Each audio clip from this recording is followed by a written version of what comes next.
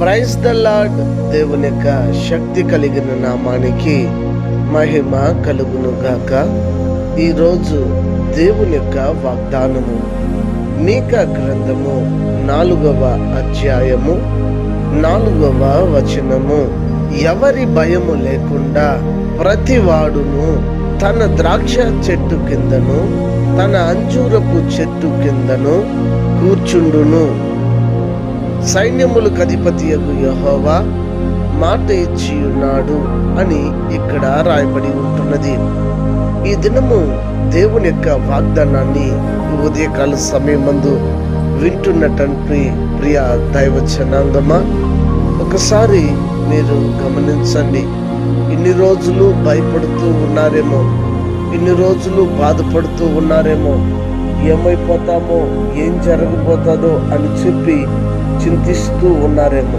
అయితే ఈ ఉదయకాల సమయమందు దేవాతి దేవుడు వాగ్దానంగా నీకు ఇచ్చుతున్న మాట ఏంటంటే, ఇక భయము లేకుండా ద్రాక్ష చెట్టు కింద, నీ ద్రాక్ష చెట్టు కింద నీవు భయం లేకుండా కూర్చుంటావు. అంజూరపు చెట్టు కింద, నీ అంజూరపు చెట్టు కింద భయం లేకుండా కూర్చుంటావు అని దేవాతి దేవుడు నీకు వాగ్దానం చేస్తున్నాడు. అంటే నీవు ఏదైతే కలిగి ఉన్నావో అందులో నీవు భయపడకుండా మరి నిశ్చయంగా ధైర్యంగా నువ్వు బ్రతకగలుగుతావని దేవుడు నిన్ను ధైర్యపరుస్తున్నాడు.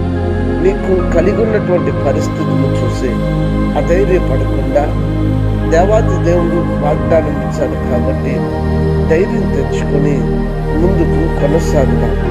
దైవ ఆశీర్వాదములను మరి మనము పొందుకున్నట్లు దేవుని యొక్క సమ్ముఖంలో మరి ప్రార్థనతో మరి ఈ దినాన్ని ప్రారంభిద్దామా?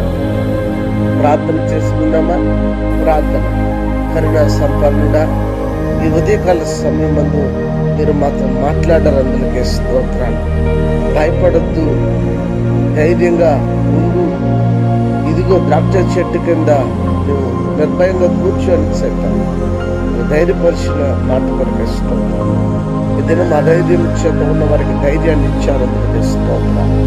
మహిమ స్వరూపుడా, అనారోగ్యం చేత ఉన్న వారికి ఆరోగ్యము, ఆర్థిక ఇబ్బందుల్లో ఉన్న వారికి విడుదల, రక్షణ లేని ప్రజలందరికీ కూడా రక్షణనిచ్చి ప్రతి వారిని రాకడ కోసం సిద్ధపరచమని, ఘనత మహిమ స్తుతి పొందమని యేసు క్రీస్తు వరక శక్తి కలిగిన నామంలో స్తుతించి ఈ ప్రార్థనకు సమర్పించి అడిగి వేడుకొని నాము తండ్రి, ఆమేన్. God bless you. దేవుడు మిమ్మల్ని దీవించి ఆశీర్వదించును గాక. ఆమేన్.